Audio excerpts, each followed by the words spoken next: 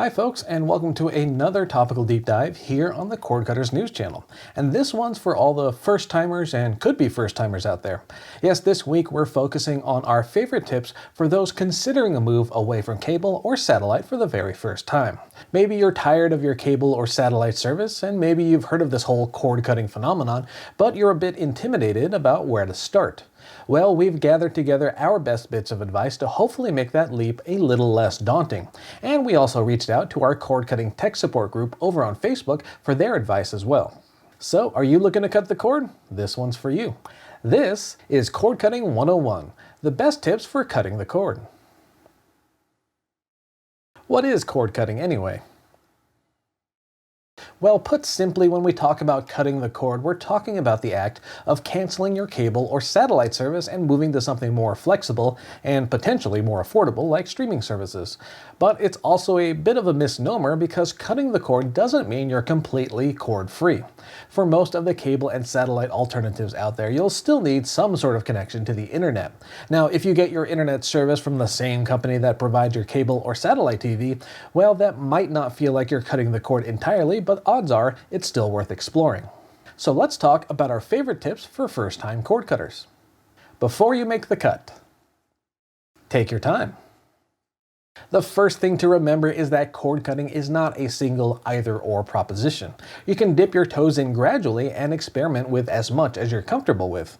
Or as one of the members of our cord cutting tech support group puts it, quote, "Cord cutting is not one size fits all. Don't rush. Take your time in discovering which apps will fit with your viewing habits. Don't cut any of your current services until you're comfortable with your new streaming setup." Learn more about what you like to watch and how. If you're looking to branch out away from cable, now would be a good time to learn about how you actually view your content. Are you hooked into a regular routine of a handful of select shows and channels? Do you like to channel surf and explore and sample as much of your cable package as possible? The more you know about how you consume content, the better equipped you'll be when it comes to choosing cable or satellite alternatives.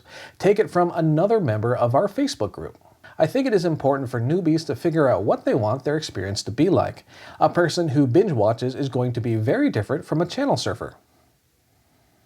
And that leads directly into our next tip. Instead of searching for ways to just replace your cable or satellite service, search for ways to better suit your actual viewing habits. For a lot of people, the standard cable model of throwing dozens and dozens of channels your way may not be the most logical or practical approach. Maybe you'd like to pare down to the channels or subjects you're most interested in and hopefully save some money at the same time. There are several live TV streaming services out there that rival the channel lineup of a traditional cable package, and if that's what you're after, then definitely check out the likes of YouTube TV, Fubo TV, Hulu with Live, Sling TV, and DirecTV Stream. Those are among the most cable-like streaming services on the market right now, and they're a good place to start for many that enjoy the traditional cable experience. If you'd like live TV streaming but perhaps with a more modest and more affordable channel lineup, check out Philo, Friendly, Vidgo, and maybe one of Sling's blue or orange packages. And beyond just replacing your cable or satellite service, cutting the cord presents a great opportunity to tailor your entertainment to better reflect your individual interests. So definitely check out the lineups offered by the various live TV streaming services, as well as on-demand services like Netflix, Amazon Prime Video, Disney+, HBO Max, and many, many more. And while you're taking a moment to learn about your own viewing habits, it's also worth checking to see what channels might already be freely available in your area. Which brings us to check if an over-the-air antenna is a viable, reliable option where you live. If you're a longtime cable or satellite user, you may have forgotten all about the humble over-the-air antenna. And if so, it's definitely worth checking if your location is a good fit for an indoor or outdoor model. We'll include a link down below in the video description where you can plug in your address and see some recommendations. And if you discover that an antenna would be a good fit, that could be a great free way to access a surprising number of local channels. And on a personal level, discovering that we had solid over-the-air access to local channels was a huge deciding factor when we finally cut the cord a few years ago. When you're ready to start streaming, think about how you'll access those streaming services. If you're making the move away from cable or satellite, then you might also be wondering how exactly you can access all those fancy streaming apps and services we've been talking about. You don't have to be tied to the box your cable company provided. You've got more options now, and two of the biggest avenues for accessing streaming services are smart TVs and dedicated streaming devices. Smart TVs are just TVs with streaming app support built right in. These can be really convenient, especially if you'd rather not deal with changing HDMI inputs or multiple remote controls. And maybe you already own a TV with built-in app support. On the downside though, depending on the type of smart TV, app support may not be as robust as it is elsewhere.